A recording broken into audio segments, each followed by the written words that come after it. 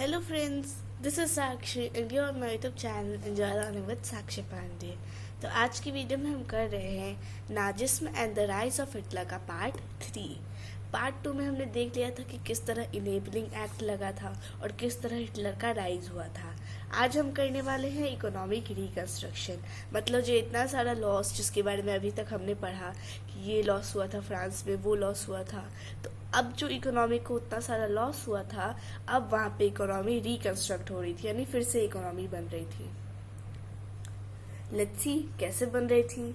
Hitler gave the responsibility of economy recovery to his economist Hjalmar Sachs, who wanted full production and full employment through a state-funded work creation program। यानी Hitler किस आया था, dictatorship चालू हो गई थी, ये तो हमने पढ़ लिया था। तो हिटलर ने इकोनॉमिक रिकवरी की रिस्पॉन्सिबिलिटी दे दी उनके इकोनॉमिस्ट को, जो कि चाहते थे कि प्रोडक्शन फुल हो और साथ ही साथ सभी लोग एम्प्लॉयड हो, जिसके लिए उन्होंने state funded work creation programme की शुरुआत की। As a result, the famous German superhighways and the people's car, the Volkswagen, were made। यानी उसी का रिजल्ट था कि जो सबसे फेमस कार्स होती हैं, जैसे कि जर्मन सुपर हाईवेज और साथ ही साथ पीपल्स कार, द वोल्क्सवैगन, ये दोनों का डेवलपमेंट उसी वक्त हुआ था। Now let's see success in foreign policies, यानी जो भी वहाँ पे फॉरेन पॉलिसीज थी उनमें किस तरह success I. In foreign policy Hitler acquired quick success, यानी जो भी हिटलर ने तुरंत सक्सेस पा लिए थे वो ये थे। Hitler withdraw the League of Nations in 1933 and reoccupied the Rhineland in 1936। यानी राइनलैंड जो कि उससे फर्स्ट वर्ल्ड वॉर में हारने के बाद छीन लिया गया था, वो हिटलर ने वापस ले लिया 1936 में। In 1938 under the slogan one people one empire and one leader, Austria and Germany were integrated by Hitler. यानी हिटलर पहले छोटे सी जगह पे राज करता था, फिर उसने कहा कि अब हम लोग साथ होंगे तभी तो हम अच्छे से लड़ाई लड़ पाएंगे, और यही कह के उसने ऑस्ट्रिया और जर्मनी को भी अपने अंदर कर लिया। In 1938 Hitler seized the German speaking Sudetenland, यानी 1938 में हिटलर ने एक और जगह छीन ली जिसका नाम था सुडनलैंड, जो कि सेल्सोकिया के नाम की जगह से थी। And then took over the whole country, और पूरे देश को फिर ले लिया। इंग्लैंड सपोर्टेड दिस एक्ट, यानी उसके इस काम ने इंग्लैंड ने साथ दिया। as it thought that Versailles treaty was too harsh for Germany, क्योंकि वो भी सोचते कि जो ट्रीटी ऑफ वर्साइल्स उन्होंने लगाया है वो बहुत ज़्यादा हार्श है जर्मनी के लिए। तो ये तो हो गया कि उसने क्या क्या सक्सेस पाई थी। अब हम देखते हैं कि सेकेंड वर्ल्ड वॉर कैसे हुआ था। Hitler chose war to overcome economic crisis as he thought that resources were the accumulated sources through expansion of territory। यानी अभी हमने पढ़ा कि हिटलर ने कैसे जर्मनी ने फर्स्ट वर्ल्ड वॉर में अपने सारे रिसोर्सेस, अधिकतम रिसोर्सेस खो चुका था, तो अब काफ़ी कम बचा था हिटलर के टाइम में। इसी वजह से हिटलर ने सोचा कि हम लड़ाई लड़ते हैं, क्योंकि लड़ाई लड़ेंगे तो कोई ना कोई स्टेट जो है वो हमारे हिस्से में आ जाएगा और वहाँ के रिसोर्सेस फिर हमारे हो जाएंगे, तो इस तरह से हमारा जो टेरिटरी है उसका एक्सपेंशन होगा। In September 1939, Germany invaded Poland and this started a war with France and England। यानी सितंबर 1939 में जर्मनी ने क्या किया कि पोलैंड को इन्वेड कर दिया, और जिसकी वजह से फ्रांस और इंग्लैंड में लड़ाई स्टार्ट हो गई। In September 1940 a tri party pact was signed between Germany, Italy and Japan. यानी 1940 में एक ट्री-पार्टी पैक्ट जो हुआ था वो साइन किया गया था जर्मनी, इटली और जापान के द्वारा। It strengthened Hitler's international power, जिसकी वजह से हिटलर का जो इंटरनेशनल पावर था वो बहुत ज़्यादा मजबूत हो गया। By the end of 1940 Hitler became very powerful, यानी 1940 के अंत तक हिटलर जो था वो बहुत ज़्यादा पावरफुल हो गया। Puppet regimes which supported Hitler was establish in a large part of Europe, यानी बहुत सारे जो लोग थे वो हिटलर को सपोर्ट कर रहे थे। Hitler attack the Soviet Union in June 1941, यानी 1941 में उन्होंने सोवियत यूनियन यानी कि रशिया पे अटैक किया। It was a historic mistake made by Hitler, और यही हिटलर के द्वारा बनाई गई ऐतिहासिक मिस्टेक थी, क्योंकि वो नहीं जानते थे कि रशिया कितना ताकतवर है। The Soviet Red Army defeated Germany at Stalingrad and reached to Berlin, यानी जो सोवियत रेड आर्मी थी उन्होंने आसानी से जर्मनी को हरा दिया। After that the Soviet army establish their hegemony over the eastern Europe. और उसके बाद जो सोवियत आर्मी थी उन्होंने हैगेमोनी का मतलब control by one country over others country, यानी जो ईस्टर्न यूरोप था पूरे पे वो लोग राज करने लगे। In the beginning of the second world war USA was not involve, यानी जब सेकेंड वर्ल्ड वॉर शुरुआत हुआ था 1939 में तब उसमें यूएसए नहीं था। However when Japan occupied French Indochina and planned to attack USA naval bases in the Pacific Ocean, यानी शुरुआत में तो नहीं थी पर जैसे ही जो जापान था उसने फ्रेंच इंडो चाइना पे ऑक्यूपाई कर लिया और उसने सोचा कि अब यूएसए पे अटैक करना है, यूएसए के नेवल बेसिस पे पैसिफिक ओशन में, तभी यूएसए ने एंट्री मारी सेकेंड वर्ल्ड वॉर में। Japan supported Hitler and bomb USA base at Pearl Harbor, यानी जो जापान था वो हिटलर का सपोर्ट कर रहा था और उसने यूएसए में बॉम्ब गिरा दिया पर्ल हार्बर पे। The Second World War ended in May 1945 with Hitler's defeat, यानी सेकेंड वर्ल्ड वॉर की जो समाप्ति हुई वो 1945 मई में हुई जिसमें हिटलर हार गया। जापान सरेंडर्ड इन अगस्त 1945 और जापान ने अगस्त 1945 में सरेंडर कर दिया। After the US dropped atomic bombs on Hiroshima and Nagasaki, यानी जापान और भी लड़ना चाहता था पर यूएसए ने उसके दो बड़े बड़े स्टेट्स हिरोशिमा और नागासाकी पे जब एटॉमिक बॉम्ब गिरा दिया उसके बाद जापान ने सरेंडर कर दिया। अब हम स्टार्ट करते हैं अपना नेक्स्ट टॉपिक यानी नाजी वर्ल्ड व्यू, यानी जो नाजी थे वो वर्ल्ड को लेके क्या व्यूज थे उनके, किस नजरिए से वो दुनिया को देखते थे। नाजी आइडियोलॉजी वो similar to Hitler's world view, यानी जो भी नाजी की आइडियोलॉजी थी वो सब हिटलर के वर्ल्ड व्यू, यानी जैसा हिटलर सोचता था वैसा ही नाजी की आइडियोलॉजी थी। According to this there was no equality between people but only a racial hierarchy was present, यानी इसके हिसाब से लोगों के बीच में इक्वालिटी नहीं होती थी, सिर्फ रेशियल हायरार्की यानी कलर से रिलेटेड। ठीक है, in this view, blonde, blue-eyed, Nordic German Aryans were at the top, while Jews were located at the lowest rank. यानी इस हिसाब से जिनकी भी ब्लू आइज होती थी और वो नॉर्डिक जर्मन आर्यंस होते थे वो सबसे टॉप पे होते थे, जबकि जो ज्यूज यानी जो यहूदी होते थे वो सबसे लोएस्ट रैंक पे होते थे। All other colored people were placed in between depending upon their external features, और बाकी लोगों को भी बीच में घुसा दिया जाता था उनके एक्सटर्नल फीचर्स पे डिपेंड करते हुए।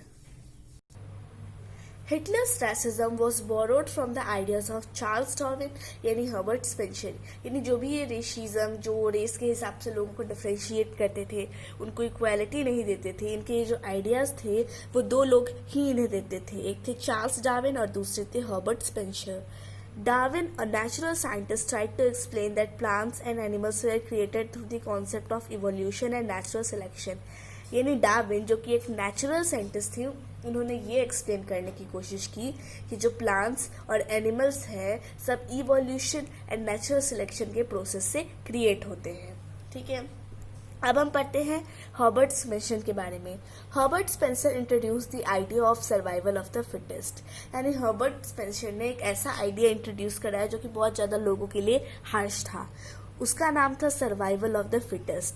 According to this idea only those species survived on earth that could adapt themselves to changing climatic conditions.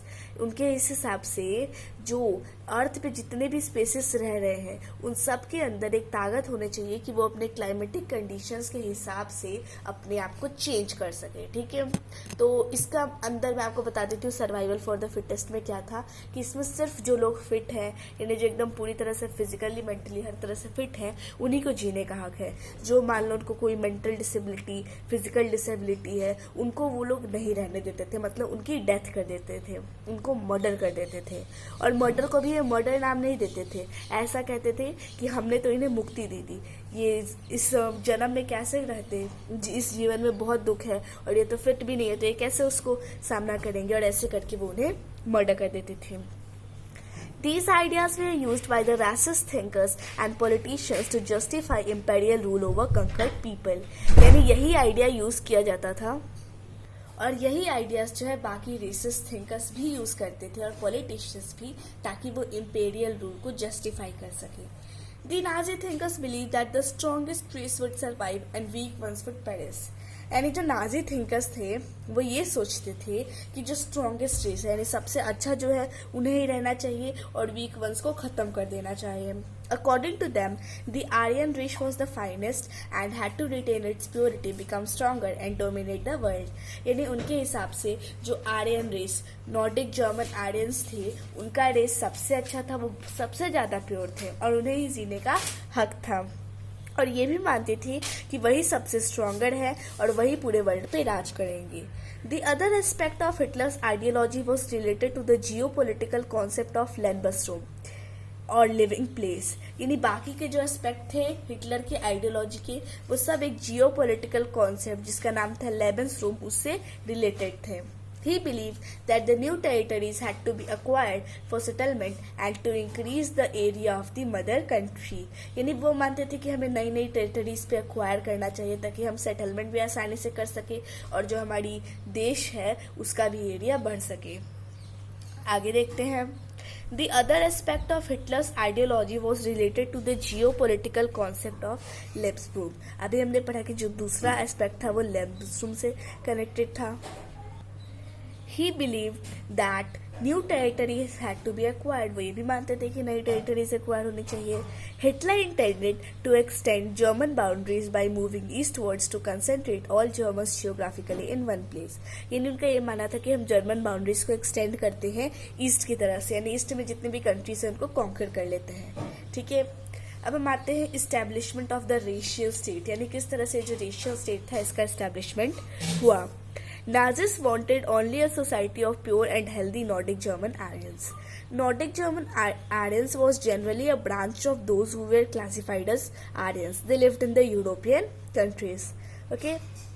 So Nazis सिर्फ यही चाहते थे कि उनके सोसाइटी में प्योर और हेल्थी नॉर्डिक जर्मन आर्यंस रहे और उन्हीं को वो लोग डिजायरेबल ठहराते थे, यानी यही जीने के लायक है, और बाकी कम्युनिटीज को वो अनडिजायरेबल ठहराते थे. Jews, Gypsies, and the blacks living in the Nazi Germany were considered as racial inferiors who threatened the biological purity of the superior Aryan race. यानी जो Jews, Gypsies और blacks थे इनको सबसे बुरी तरह से ट्रीट किया जाता था. जो भी नाजी जर्मनी में रहते थे उन्हें रेशियल इन्फेरियर्स कहा जाता था और साथ ही साथ ऐसा मानते थे कि वो आर्यन लोगों की पवित्रता को नष्ट कर रहे हैं. दे वी आर वाइडली प्रोसिक्यूटेड, यानी उनको प्रोसिक्यूटेड का मतलब उनको सबके सामने पब्लिकली सजा दी जाती थी, पनिशमेंट दी जाती थी. Even Russia and the Poles were tortured by the Nazi government, और वहाँ पे जो रशिया और पोल्स रहते थे उन्हें भी नाजी गवर्नमेंट टॉर्चर करती थी. The captured civilians were being forced to work a slave labour, यानी जो भी सिविलियंस को वो लोग कैप्चर करते थे उसे मजबूर करते थे कि ताकि स्लेव लेबर के रूप में वो काम करें. ठीक है. In Nazi Germany Jews were the worst sufferers, यानी नाजी जर्मनी सबसे ज्यादा ज्यूज को सफर करना पड़ता था. Jews had been stereotyped as killers of Christ and usurers, यानी उनको ऐसा माना जाता था. सबसे पहले तो उनको स्टेरियोटाइप किया जाता था, उन्हें बाकियों से अलग समझा जाता था और ऐसा मानते थे कि क्रिस्ट के जो ईसा मसीह थी उनकी हत्या भी इन ज्यूज की वजह से ही हुई थी. Jews lived in separately marked areas called ghettos, और उनके लिए एकदम अलग स्लम्स लाइक एरियाज उनके रहने की जगह थी जिसे वहां पे घेटोस कहा जाता था. Hitler's hatred of Jews was based on pseudo-scientific theories of race, which could be satisfied only through their total elimination. यानी हिटलर जो था वो ज्यूज को नफरत तो करता ही था, पर ये जो नफरत थी वो कहता था कि ये एक सीडो साइंटिफिक थ्योरी है. यानी सीडो साइंटिफिक का मतलब असल में वो साइंस से रिलेटेड नहीं है, पर हम कह रहे हैं कि वो साइंस से रिलेटेड है, हम ऐसा नाटक कर रहे हैं. तो हिटलर कहते थे कि साइंस से रिलेटेड है ये, कि ज्यूज जो है उन्हें हटा देना चाहिए और इनको हटाने का एक ही तरीका है कि हम इन्हें पूरी तरह से एलिमिनेट यानी कि खत्म कर दें. From 1933 to 1938, the Nazis terrorized, paperized and segregated the Jews. यानी 1933 से लेकर 1938 तक नाजी ने बहुत सारी टेरिटरी हासिल की, पॉपराइज की और साथ ही साथ ज्यूज को अलग कर दिया. From 1939 to 1945, the Nazis aimed to kill the Jews in gas chambers of Poland. यानी 1939 से 1945 के बीच नाजीज जो है उन्होंने ये एम किया कि वो ज्यूज को खत्म कर देंगे गैस चैम्बर में ले जाके. ठीक है, यानी बहुत सारे तरीके वो निकालते थे इन ज्यूज को खत्म करने की, तो उन्हीं में से एक तरीका था गैस चैम्बर. तो आज की वीडियो के लिए इतना काफी है. अगले वीडियो में हम रेशियल यूटोपिया और यूथ इन नाजी जर्मनी के बारे में पढ़ेंगे। So now thank you, wish you like the video.